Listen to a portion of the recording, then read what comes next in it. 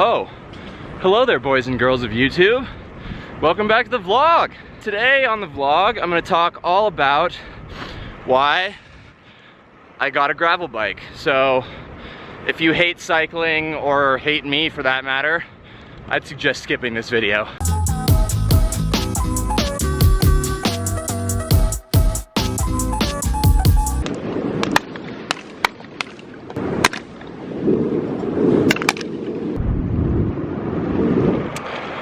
So, very recently, like last weekend, I got a new bike, and it's the Niner RLT9 RDO.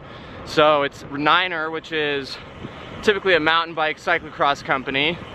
It's their version of a gravel bike, which is a very new niche within the cycling market and industry. Very specific to riding gravel and dirt roads. What exactly is a gravel bike? It's basically a cross between a mountain bike and a cyclocross bike, but more of a road geometry than a cyclocross geometry. So a lower bottom bracket, longer wheelbase, a sloped top tube, and just a much more comfortable fit for riding long hours on dirt roads. So it also comes standard with hydraulic disc brakes, as well as clearance for up to 40mm tires, tubeless tires, so you eliminate the chance of pinch flatting, and it has sealant in there so that if you do puncture, it seals up, which is amazing. Gravel bikes are becoming, and pretty much are, the biggest craze in cycling right now because of their versatility. I mean, you can take them on the roads, you can take them off-road on pretty much anything except really gnarly mountain bike single track, although some people do. It's kind of like an all-around everything adventure bike, which is probably the #1 reason that I bought this thing. And so the way that this happened was Niner, which is a company based out of Fort Collins, Colorado, was here in Sun Valley for Rebecca's Private Idaho, which is this big gravel race slash ride that was last weekend. And they were renting or demoing these bikes to people like VIPs to ride in the race. And they're brand new bikes. This is their top of the line carbon model of gravel bike. And once the people were done with the race, they brought them back, and then they were selling them for a ridiculous price, like pretty much 40% off retail price. And so I was lucky enough to pick up the last size 56cm model, which is just crazy. And so it was just a super great deal. Like I said, brand new bike, basically, top of the line carbon. And yeah, I've been looking at gravel bikes for a while, and my last summer in Boulder, I really fell in love with riding the, world of dirt roads on my road bike.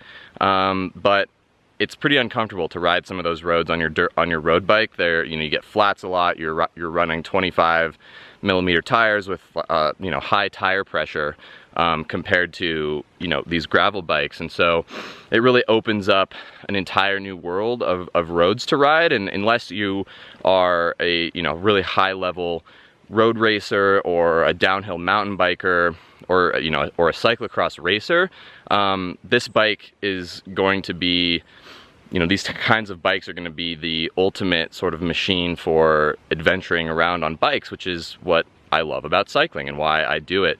And so I can take this thing on rides that have a mix of road, like today, and dirt, as well as just pure crazy dirt roads. And you can even put road tires on here and use it as a road bike, which is really cool. And it's not going to necessarily replace my road bike, but with disc brakes and with wider clearance for tires, it's just a super comfortable ride. I've ridden it a few hundred kilometers already, and I can just attest to how comfortable and how fun it is to ride. And so that's kind of reason #2, is just the ability to open up a whole new world of riding. And then also I'm actually considering getting back into racing in the world of gravel racing. It's kind of a new, alongside these bikes, there's a whole kind of new race circuit of gravel races. And when I was in Europe with Ian and Griff, Ian and I were talking about starting to get into gravel racing together, and you know, maybe start up a little gravel racing team or something. And so there's a lot of really cool races, you know, including the one that was just last weekend, Rebecca's Private Idaho, which I've done before, on a borrowed cyclocross bike, and I got like 12th place 2 years ago. And there's some cool ones, you know, and so that's really exciting. Just a cool new way to adventure and ride bikes. And so I would highly recommend, you know, anyone that is a cyclist or a new cyclist that's looking into getting a bike that's not necessarily interested in high-level racing, to consider picking up a gravel bike, because like I said, it's so versatile. You can do so much with it. You can take it off-road, you can ride it on the roads, put some road tires on, and just explore. And something else that I'm really excited about is the ability for this bike to be used as a bike packing rig. So it has mounts for racks, it has a lot of clearance so that I can take it off-road, and that's one thing that I really want to do in the future, is do some like multi-day bike packing trips. And so this will be a perfect setup for that, because you know, it's a lot more comfortable to ride than a, you know, aggressive road bike. So that's kind of the main reasons why I got this gravel bike. I'm really excited about it. It's going to be just super fun to take on some of the rides here. You know, in Sun Valley there's not a lot of roads to ride on a road bike, but there is so much amazing, you know, single track and gravel roads, dirt roads, that just open up a whole new kind of playground for cycling. So kind of the big question is it necessary to get a gravel bike to do this stuff? Of course not. This is, you know, typical marketing techniques of bike companies to, you know, make something newfangled and exciting for people. But if you have a cyclocross bike or even a mountain bike, you definitely don't need a gravel bike. And I've been thinking about getting a cyclocross bike for many years now. I haven't purchased a new bike in like 4 or 5 years. I've only just had a road bike, and so I don't have any aspirations to race cyclocross or anything, and so a gravel bike is really perfect for me, because it's more of an adventure bike. It's not something that, you know, I don't have a power meter on here. It's not for training or performance. It's just for riding and exploring, and, you know, maybe jumping into some races in the future, but it's less about the racing. And so that's kind of what I would say, is if you already have a cyclocross bike, if you have a mountain bike, you probably don't need it. And if you don't want to ride off-road, then definitely don't get a gravel bike. You can get just a standard road bike, but this is just such a multi-purpose rig, which is just super exciting.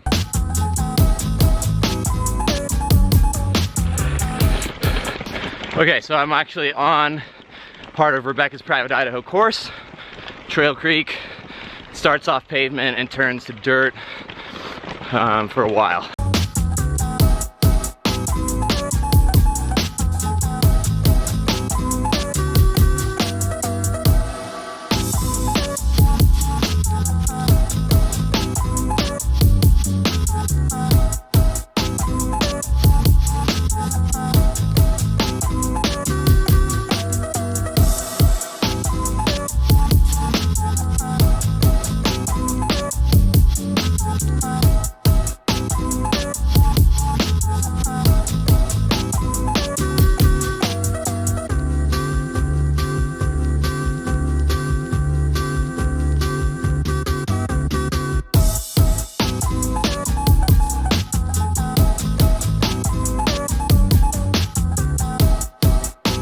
All right, top of Trail Creek summit. I'm gonna have a little pro bar action. Pretty nice climb. It's like 30 minutes or so, maybe a little bit more. But yeah, the road turns to dirt, and so you could do it on a road bike. I've done it on a road bike before, but it sucks a lot. It's much more fun when you have a bike that can handle it a little bit better. So yeah, that's the main climb, KOM climb in Rebecca's Private Idaho, the race, and so it's cool to have it in my backyard. Oh, and again, Idaho sucks. Please never come here, it's terrible.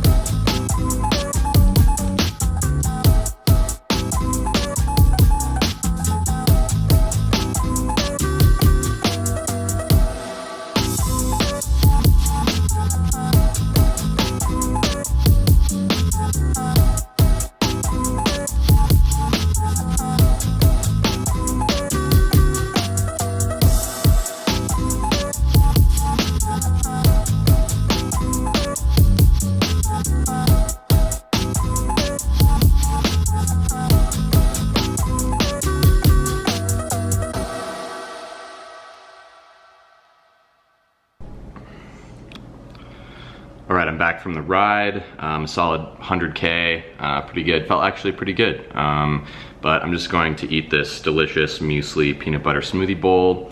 In the smoothie is romaine, frozen blueberries, frozen bananas, dates, and a little bit of cinnamon. Super easy, super simple. If you're not on the smoothie train post-workout, then you're missing out. Rest of the day I'm just gonna do schools. School started back up for me, and some work and stuff like that. So, but before I end it, a few updates. First of all, go listen to this week's episode. It's called Why You Should Stop Working Out on the podcast. It's a really good episode and a lot of people have been really liking it. So definitely go check that out if you haven't already. Also, I'm gonna be in Santa Rosa, California, the end of September for Levi's Grand Fondo, and then staying a couple extra weeks to house sit. So if you're in the area and want to ride, eat vegan food, or just hang out, let me know. I would love to meet you and meet up.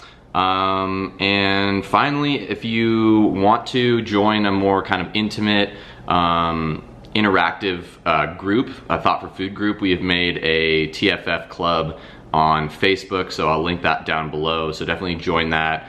It's a great forum for asking questions related to nutrition, sports, and everything in between, and just get some more interaction with you guys. So I hope you guys enjoyed this video, if it wasn't too boring.